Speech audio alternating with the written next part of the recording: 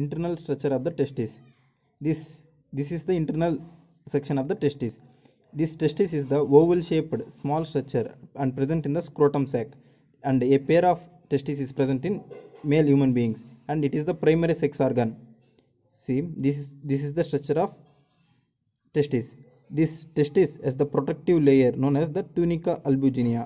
Outside this tunica albuginea, there is another protective layer known as the tunica vaginalis. In some places, this tunica albuginea takes infoldings. See, like this, it takes infoldings. Because of this infoldings, there is a septum formation in this testis, and this septum is known as the testicular septum.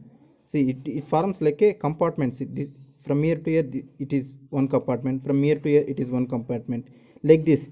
In each testis there is nearly 200 to 300 testicular septums are present. In between these two compartments or testicular septum, there is a coiled structure. There is a tubular structure known as the seminiferous tubules. See, this is the thing which is written in blue color is the seminiferous tubules. This seminiferous tubules is coiled towards outer side, and it is straight towards like a needle like structure towards the one side.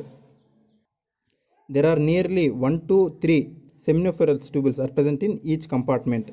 Therefore, in each testis there is nearly 900 seminiferous tubules. 900 because in each testis there is 200 to 300 this testicular septum. I taken maximum, that means that 300 testicular septum. Because of that, we can see 900 seminiferous tubules.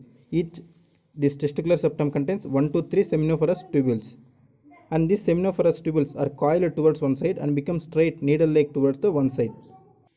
The seminiferous tubules which are straight or needle like, all these are joined together and form a network of tubules, and this network of tubules is known as the rete testis.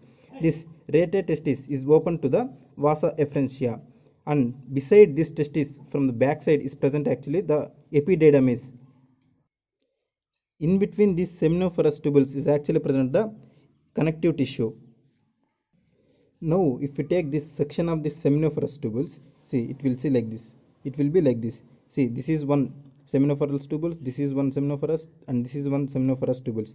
All these seminiferous tubules are lined by the connective tissue, incisional connective tissue. In between these seminiferous tubules, the connective tissue is present, and this seminiferous tubules having germinal epithelium, and this germinal epithelium is of two types of cells. One is germ cells, and it is a cuboidal normal shaped germ cells. These germ cells undergoes meiosis and produce the sperms. In between these germ cells is also a germinal epithelium, but it is a pyramidal shaped or triangular shaped, known as the Sertoli cells.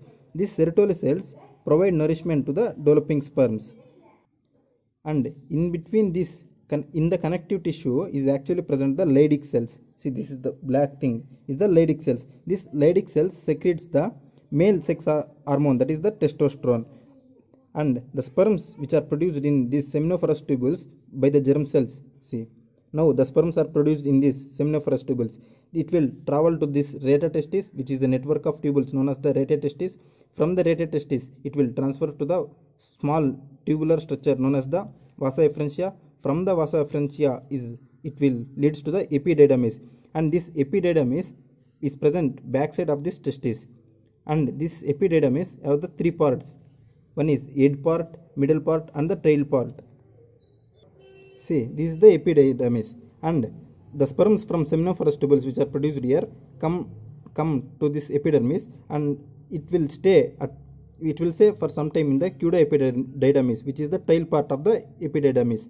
This pseudoepididymis opens into another structure known as the vasa deferens, and the sperms from this seminiferous tubules, it leads to the rete testis. From rete testis, it leads to the vasa efferentia, and from vasa efferentia, it leads to the epididymis, and from epididymis, it goes to the vasa deferens, and it will travels through till to the urinary bladder, and it will mingles with ampulla and the seminal vesicles, and it joins to the urogenital duct. Along with this urogenital duct, which is enclosed by this urogenital duct is enclosed by the muscular structure known as the penis, and it will comes out through urogenital opening.